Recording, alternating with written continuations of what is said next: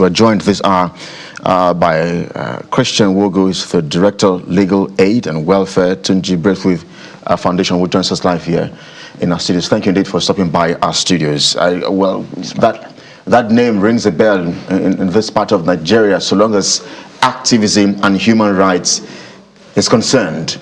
But walk us through perhaps the backstory of what these pressing issues are at this time. Thank you very much. It's really pleasure to be here. Tunji Braithwaite, of course, like you've said, his reputation goes before him, even in demise. When I mean demise, even in death. So Tunji Braithwaite Foundation is the structure on ground to pursue a lot of the ideals and the mandate he had for social justice, which includes human rights, access to justice, fighting corruption, and good governance. So I was just going to say, just to tell us what, I know that you're involved with a lot of issues as regards people who are in prison, Nigerians who are in prisons.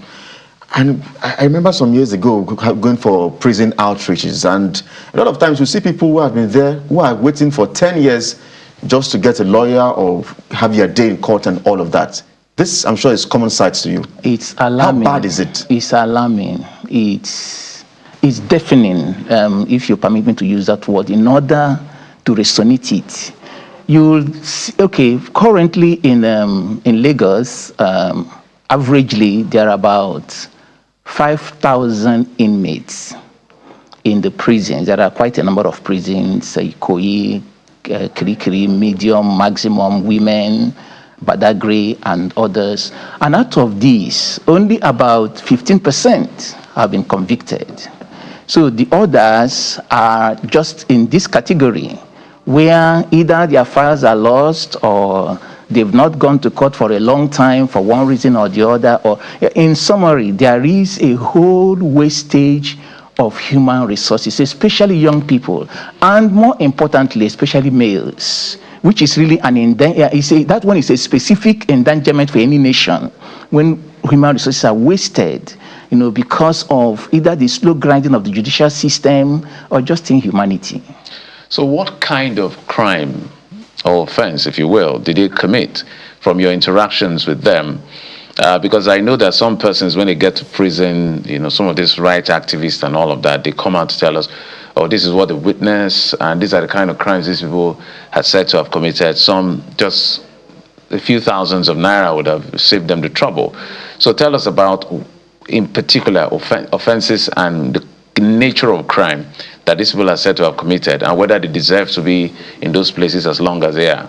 Okay, let's start by going constitutional for a moment, that no matter what crime one is alleged to have committed, I'm using that word alleged because the Constitution presumes an accused innocent until proven guilty.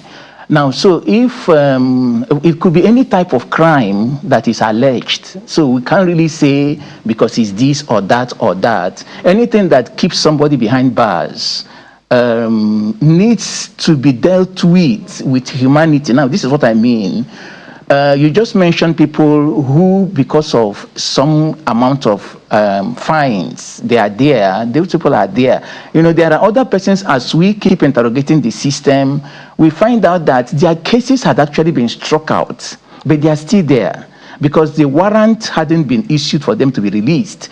And there are other people who, in fact, when we are talking to one of the officials, he's saying that, look, a situation where somebody climbs a mango tree, which overlaps with the correctional center, and he breaks, and the person drops in the correctional center, the person is in. Really? Yes. It's as Can you say that again? No, if there's a mango tree which branch overlaps the correctional center, yes, and the person climbed from freedom to the just to pluck mango. Yes, and the branch breaks, and both the branch so you and mango your way into prison. The person enters, the person is in. So we have such persons, and a whole lot of auditing needs to be done, and that is why we are carrying out these campaigns. There are a whole, and most of them are not big things. And then there are also places where the judiciary have to play a part in all of these. And that I would say you see, when a bail condition is given, that everybody knows cannot be satisfied. Somebody says it has to be a relative, and that relative has to be a professor, and that professor has to be a billionaire. It's a bail granted, but of course we know that it's as good as the person is already into punishment even before the trial is over. What are the ways forward? How do we address this? Because, I know there's a time we're told that the prisons are congested. As I said, my experience with going for prison outreach is not very good at all. The images, the sights of people, Nigerians being clustered and congested in one room, it's not something I want to remember easily. But how do we solve these challenges? Thank you very much. Now, the solutions can be, let's say, graduated. Let's start from the point of arrest. Or the point, let's put it this way. X loses a phone and goes to the police and says, I've lost my phone. And the police will ask the person, who do you suspect? Now the person thinks, who is this person that I have had issues with all this while? Okay, it's my neighbor upstairs.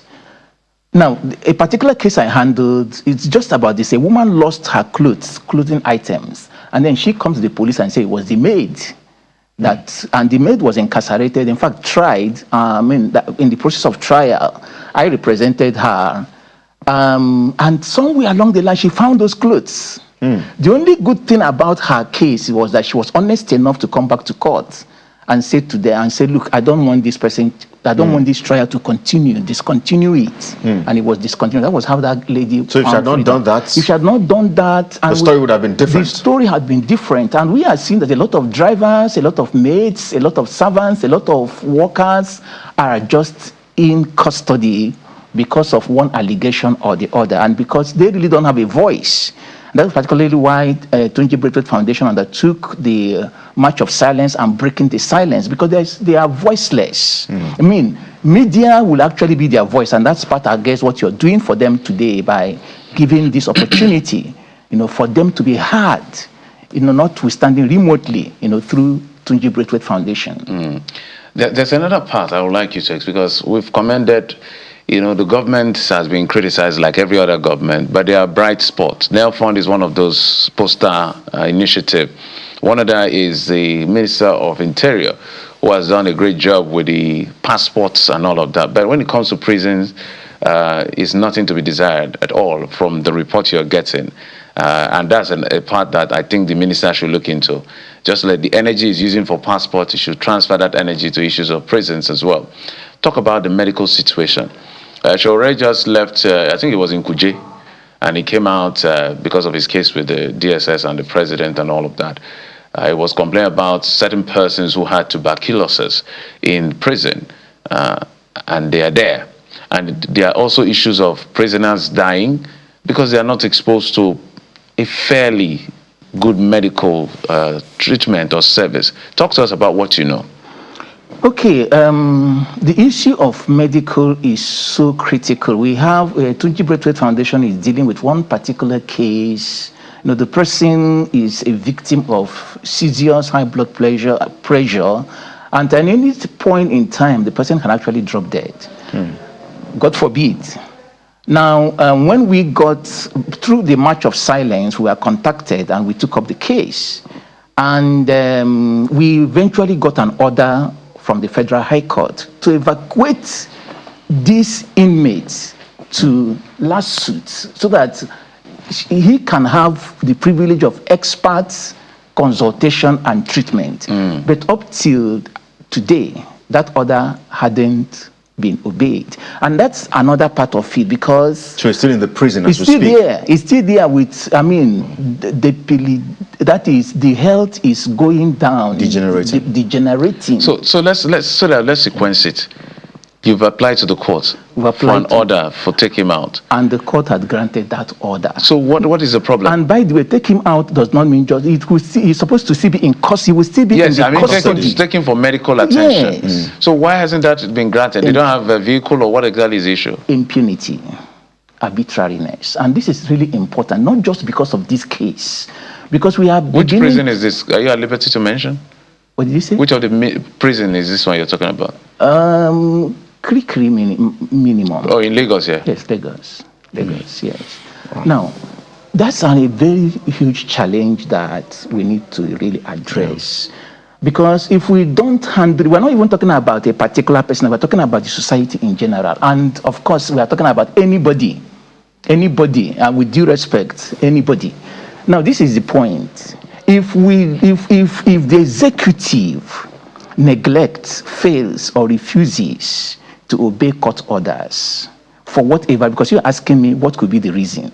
I can't tell you this is the reason, because there is no reason justifiable for either the legislature. No matter what the reasons are, if the court has said, let him move for medical, you don't have a... There is no excuse. It's the court that decides whether you have a reason or not. And that is why Tunji Braithwaite is also proceeding further on contempt proceedings to actually commit the officers disobeying court's order to prison itself.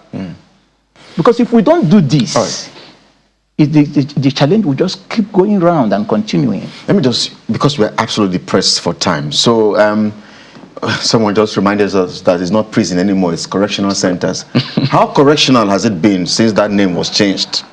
2, I'd like you to speak to young people who have their freedom and who do not have an understanding of what it means to lose that freedom through crime, and then find themselves at the correctional centers. Paint a picture for them what they'll meet inside there, so that they'll know how to, because yesterday was International Youth Day, so they'll rearrange their lives and know that that place is not a place they should wish even their worst enemies to go to. In fairness, on your first question, I think a whole lot is going on inside correctional centers that are correctional indeed. People are actually starting from SS to getting their doctorate degree as inmates.